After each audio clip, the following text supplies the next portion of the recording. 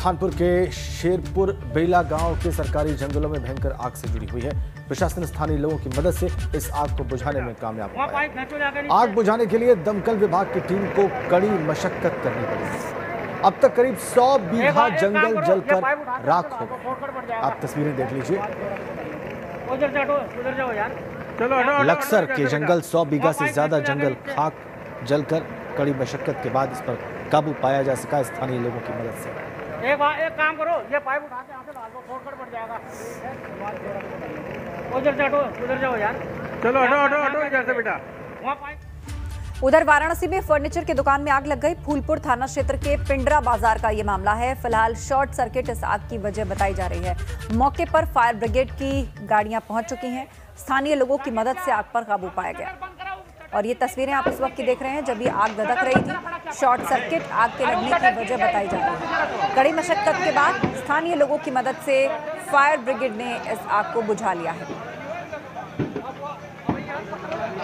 वाराणसी का फूलपुर बाजार जिसमें फर्नीचर मार्केट और इस दुकान में ये आग लगी थी जो फिलहाल बुझा ली गई है। कहाँ है वो आया? कौन? ये यही उनका लड़का जो लड़का यही है। क्या करेगा? तो खोलेगा। चलिए आगे बढ़ेंगे और पूर्वांचल की खबरें आपको सुपरफास्ट अंदाज में दिखाएंगे। शुरुआत करते हैं। वाराणसी में स्मार्ट सिटी के निर्माणाधीन कार्य को देखकर भड़के राज्य मंत्री नीलकंठ तिवारी। गढ़वासी टोला के स्मार्ट सिटी के कार्य पर मंत्री हुए नाराज। विकास कार्य की खराब गुणवत्ता पर मंत्री अधिकारियों को फटकार लगाते दिखे। जौनपुर में वाराणसी लखनऊ राष्ट्रीय राजमार्ग पर जलालपुर थाना क्षेत्र के लहंगपुर गांव के पास ट्रक और पिकअप की भिड़ंत में 6 लोगों की मौत हो गई। 8 लोग इसमें जख्मी हुए और एक की हालत गंभीर है। आगरा जेल में बंद ज्ञानपुर के बाहुबली विधायक विजय मिश्रा की मुश्किलें लगातार बढ़ रही हैं। मिश्रा के कारोबारी बेटे विष्णु मिश्रा के खिलाफ पुलिस ने कुर्की की कार्रवाई की है। एक रिश्तेदार के मकान और कारोबार समेत करोड़ों की प्रॉपर्टी पर जबरदस्ती कब्जा करने को लेकर यह केस दर्ज करवाया गया था। चमोली हादसे में मिर्जापुर के जय किशन भी उसी टनल में फंसे हैं जहां पर रेस्क्यू का काम चल रहा है। परिजन परेशान हैं, घर वालों को सूचना नहीं मिल पा रही है। उनको उम्मीद धीरे धीरे अब खत्म होती जा रही है।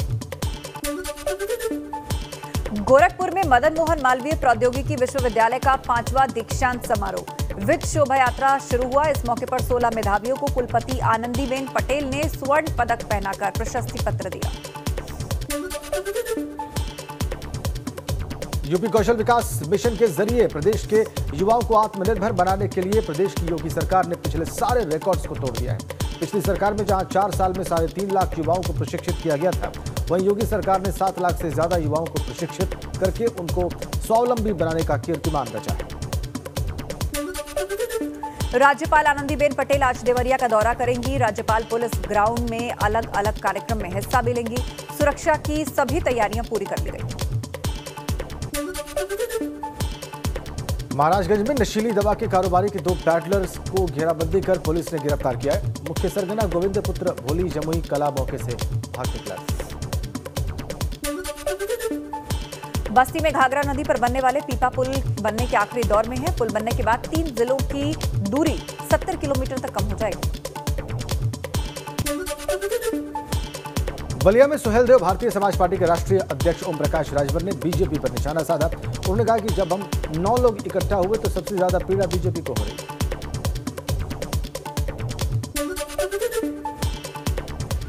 तो पूर्वांचल सुपरफास्ट के बाद अब रुक करते हैं अगली खबर का।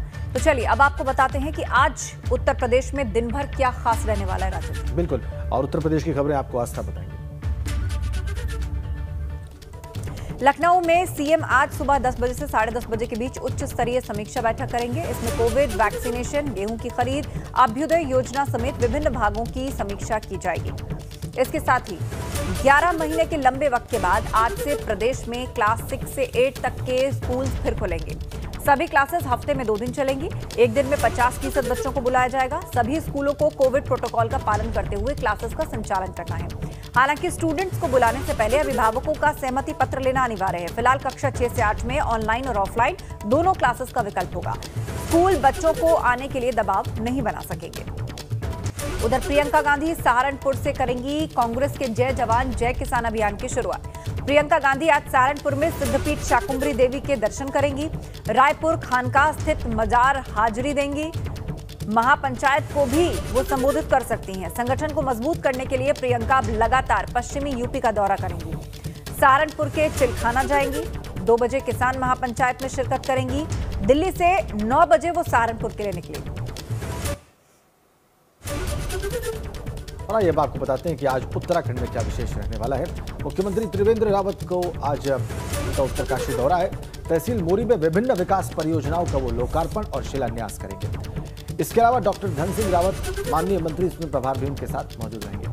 सुबह 9:45 बजे हेलीकॉप्टर से जीटीसी हेलीपैड से वो रवाना होंगे। सुबह 10:15 बजे वो इंटर कॉलेज के मैदान में पहुंचेंगे और 10:20 पर कार्यक्रम स्थल से विभिन्न विकास योजनाओं का लोकार्पण और शिलान्यास करेंगे। तो चलिए अब आपको बताते हैं कि बुंदेलखंड की खबरों आप आपको सुपरफास्ट अंदाज में दिखाएंगे। चलिए शुरुआत करते हैं। महोबा शहर के नवीन गल्ला मंडी में श्री श्री 1008 लक्ष्मी नारायण जी मंदिर के 15वें वार्षिक उत्सव में भक्तों का जनसैलाब उमड़ा। गल्ला मंडी के व्यापारी ने 2 दिवसीय अखंड रामायण और सुंदरकांड पाठ के बाद भगवान श्री लक्ष्मी नारायण की विधिवत पूजा अर्चना की। झांसी के थाना नवाबाद क्षेत्र के जोकनबाग में कोर्ट के आदेश के बाद मकान खाली कराने गई नवाबाद पुलिस ने किराएदारों को सड़क पर घसीट कर निकाला। बांदा में फसल में नुकसान होने पर 55 वर्षीय किसान ने खेत में फांसी लगाकर आत्महत्या कर ली। परिजनों में कोहराम मच गया है। घटना की जानकारी होने के बाद मौके पर पहुंची पुलिस ने शव को कब्जे में लेकर पोस्टमार्टम के लिए भेजा है। हमीरपुर में एक सूखी नहर में नवजात का शिशु मिलने से हड़कंप मच गया। जिस बच्चे को मारने के बाद गत्ते में बंद करके फेंकने की आशंका जाहिर की जा रही है, वहां सूचना पर पहुंची पुलिस ने नवजात शिशु के शव को कब्जे में लेकर पोस्टमार्टम के लिए भेजा है। धार्मिक नगरी चित्रकूट में गुरुवार को पड़ने वाली माघी अमावस्या की तैयारियों को लेकर जिला प्रशासन ने साधु संतों के साथ कलेक्ट्रेट परिसर में एक बैठक की। अमावस्या मेला की सकुशल संपन्न कराने की रणनीति बनाई गई। प्रशासन ने मेले के आयोजन में साधु संतों से राय मशवरा किया और सहयोग की अपील की। चमोली आपदा में टनल में फंसे जालौन के वीरेंद्र कुमार को सकुशल निकाल लिया गया। वर्तमान में वीरेंद्र कुमार तपोवन सिविल सेक्शन में सीनियर फोरमैन के पद पर तैनात हैं। उनके सकुशल निकलने पर परिजनों ने जवानों और सरकार का शुक्रिया अदा किया।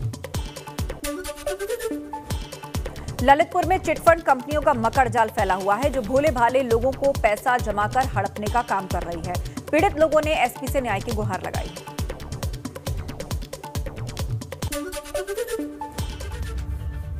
और चलिए अब खबरों के सिलसिले को आगे बढ़ाते हैं। अगली खबर का रुख करते हैं। अयोध्या को विश्व स्तरीय पर्यटन नगरी के रूप में विकसित करने के लिए LEA associates south Asia private limited को ग्लोबल कंसल्टेंट के तौर पर उसका चयन किया गया है।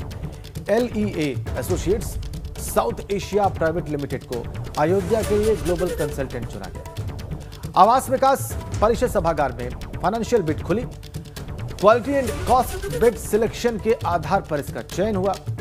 नगर नियोजन, परिवहन, यातायात, इंफ्रास्ट्रक्चर, वित्तीय अर्थशास्त्र, हेरिटेज, टूरिज्म, अर्बन डिजाइन, नवीकरणीय संसाधन कंसल्टेंट की ये टीम अयोध्या का सर्वे करके डिटेल स्टडी करेगी और डिमांड और गैप का मूल्यांकन, सभी हितधारकों का आइडेंटिफिकेशन, उनसे अयोध्या के विकास को लेकर विचार विमर्श होगा।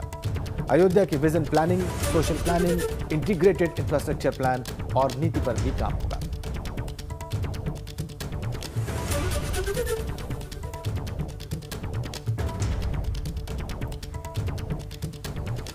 तो इस तरीके से रामनगरी की सूरत बदलने की तैयारी है। बहरहाल हम आगे बढ़ेंगे और अब हम आपको वेस्टर्न यूपी की खबरें दिखाएंगे सुपरफास्ट अंदाज में। चलिए शुरुआत करते हैं।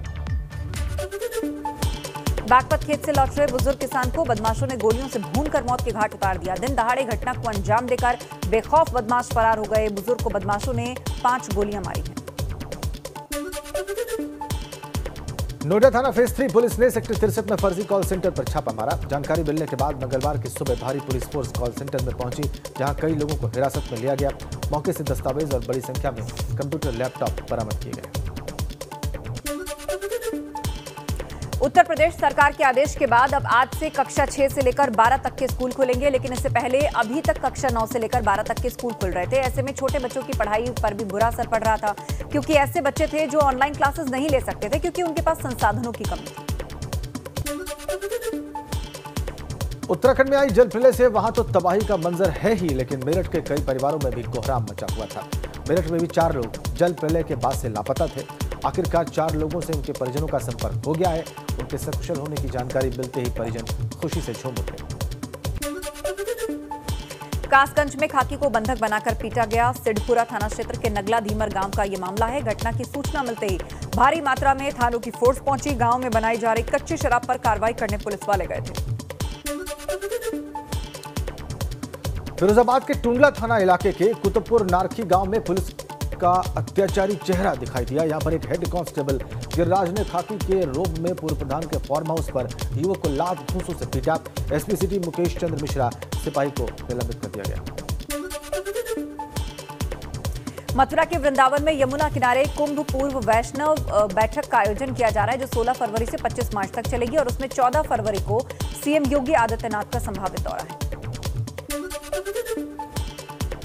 मुजफ्फरनगर की खतौली कोतवाली पुलिस और बदमाशों के बीच मुठभेड़ हो गई। चेकिंग के दौरान जब बाइक सवार 2 लोगों को रोकने का इशारा किया तो उन्होंने पुलिस पर फायरिंग कर दी। जवाबी फायरिंग में एक बदमाश घायल हो गया।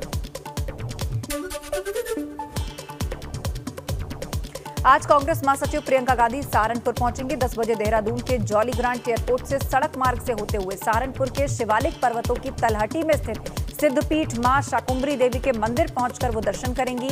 वहां से रायपुर खानका स्थित मजार पर भी जाएंगी।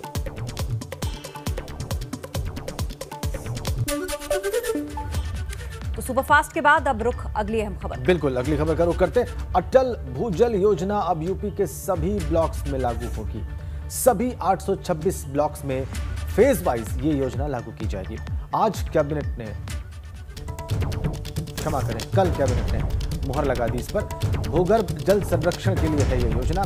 पहले 10 जिलों के 27 ब्लॉक्स में ये योजना लागू होनी थी, लेकिन अब सभी 826 ब्लॉक्स में यूपी के ये योजना लागू होगी।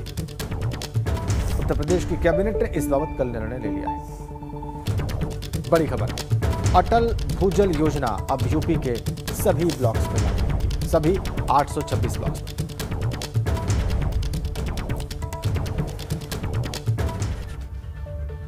खबरों का रुख करते हैं, आगे बढ़ते हैं। मैनपुरी से अगली खबर आ रही है। किशनी में लंबे समय से थानों में अवैध शराब के निस्तारण में पुलिस को सफलता मिल गई है।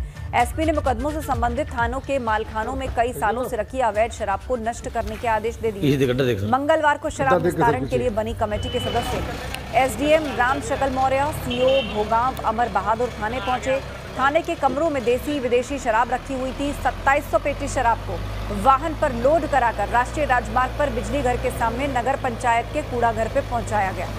जेसीबी से 10 फुट गहरा गड्ढा खुदवाकर शराब को उसमें दफनाया गया। शराब की अनुमानित कीमत 1 करोड़ रुपए आंकी जा रही है।